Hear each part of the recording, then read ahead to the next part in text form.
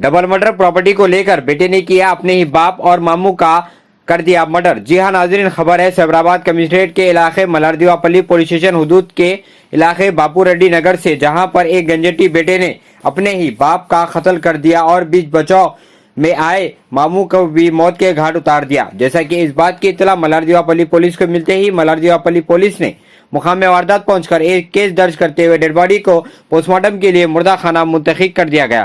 आइए देखते हैं आगे की तफसीलात। हमारे नुमाइंदे उस्मान कासमानी की खास रिपोर्ट पेश है।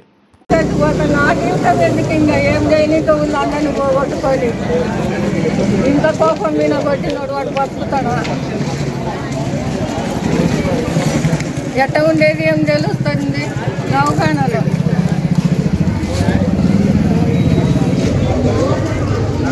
చేసిందా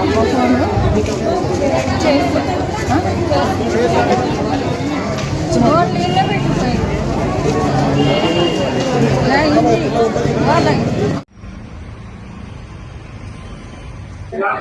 ఆమని చెప్పేమేమో అంటే మేము ఇల్లు అమ్ముదాం అనుకుని అగ్రిమెంట్ చేసుకొని 15 lakhs 15 లక్షలన్నర తీసుకున్నాం సార్. తీసుకున్నాక మళ్ళీ మా డాడీ 20 లక్షలు ఇస్తేనే సంతకం పెడతా అది అని అన్నాడు.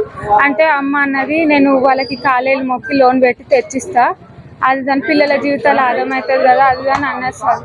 అంటే ఇక ఒప్పుకోలేడు. ఒప్పుకోకుండా ఊరికి వెళ్ళి వచ్చిండు. వచ్చినాక మళ్ళీ నా ఇజ్జత్ తీసినావు అది తీసినావు అని మొన్న కొట్టేసి పోయింది సార్. ఆల్రెడీ మా డాడీ మా అమ్మని మొన్న కొట్టేసి వెళ్ళిపోయిండు. మళ్ళీ నిన్న నైట్ వచ్చిర్రు సార్. వచ్చినాక కూడా ఏం లేదు, మంచిగా తిని వండుకుండు.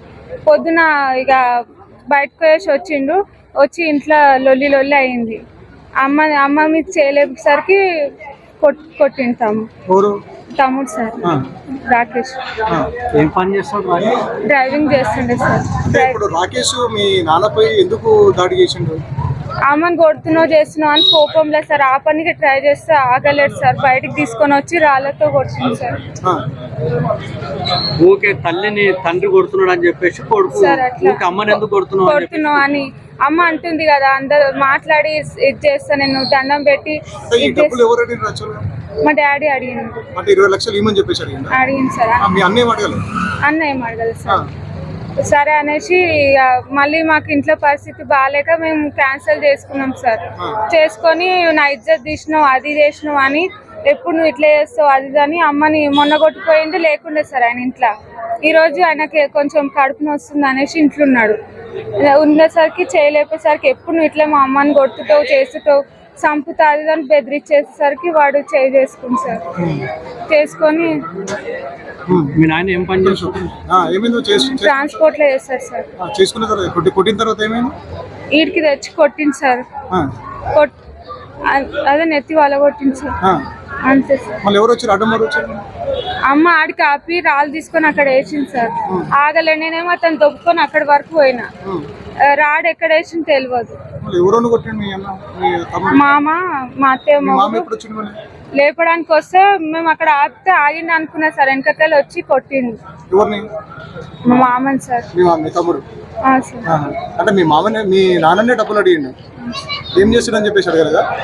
మేము ఇక ఏం నాకు కావాలి అదంతా అనవసరం అది అని అన్నారు సార్. మీ నాన్న ఏం చేస్తాడు? ట్రాన్స్పోర్ట్ లో అమ్మలు పని చేస్తారు, లేబర్ సార్. మీ తమ్ముడు డ్రైవింగ్ చేస్తుంది సార్.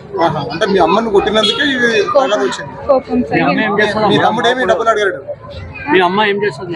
అమ్మ నాకు హెల్త్ బాగాలేక ఇంట్లోనే ఉండే సార్. ఫస్ట్ క్యారీ బ్యాగ్ చేస్తుండే, ఇక నాకు హెల్త్ బాగుంటలేదు అనేసి ఇంట్లో ఉండే సార్. మీ అమ్మ దగ్గర 20 లక్షలు ఎక్కడ అడగడానికి?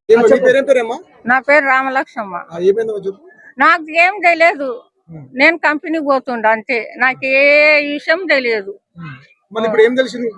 ఇప్పుడు వచ్చినాక కొట్టుకున్నారంటే తెలిసింది. కొడుకు మనవాడు అందరు కొట్టుకున్నారు. మా అల్లుడు నిన్న నా కోసం చూడనీకి వచ్చిండ్రు వాళ్ళు. రైచూరాజు మంత్రాలయం. ఇదే ఊరే. వచ్చి ఓ షానేన్లే. సొంతూరు మానపాడం రాయ్. ఏమయ్యా నేను లేనంటుండ కదా. నేను లేను అసలు. నాకు తెలియనే తెలియదు. వచ్చినాక నాకు ఎవరేం చెప్పాలి, ఎవరు ఉండరని చెప్తారు. అంతే. మరి ఎందుకు కొట్లాడ పెట్టుకున్నారు మళ్ళీ మీ కొడుకు నాకు తెలియదు నాయన, మీ కొడుకు మనమడు ఎందుకు కొట్లాడ పెట్టుకున్నారు? నాకు తెలియదు అంటుండ మీ కదా. గురించే కొట్లాడ పెట్టుకున్నారు అని చెప్పి. ఏమో అది, ఆ సంగతే నాకు తెలియదు. సరే వీళ్ళు మీ కొడుకు నిన్ను మంచిగా చూస్తాడా? చూస్తాడు, అన్నం పెడతాడా? పెడతాడు, 10 5 ఇస్తుంటాడు, తీసుకుంటుంటాడు. ఇంక మన పని అంతే కదా. నేను పని చేసుకుంటుండా లక్షణంగా. మనం నువ్వు రోజు చూస్తావు కదా, మళ్ళీ నీ కొడుకుకు మీ మన్మనికి ఏమైనా కొట్లాట అవుతుండేనా? ఏం కొట్లాటగాలే, నా ఎదురుగా ఎవరు కొట్లాడాలే. మళ్ళీ నువ్వు ఇంట్లుంటావా ఎన్నో ఉంటావా బయట? నేను అలాగనే ఉంటాం. అప్పుడు మా కొడుకు చూడాలా మళ్ళీ? ఏమో ఇంకా చూసారో చూడరో కానీ అప్పుడు మించైనా నేను అలాగనే ఉంటుండం. మా ఆయన ఉండాల, నువ్వే చేసుకొని బతుకుతావు. నా కష్టం నేను చేసుకొని తింటా బతుకుతా. నీ కొడుకు ఏమైనా ఇస్తాడా? ఇస్తాడు, అడిగితే ఇస్తుంటాడు.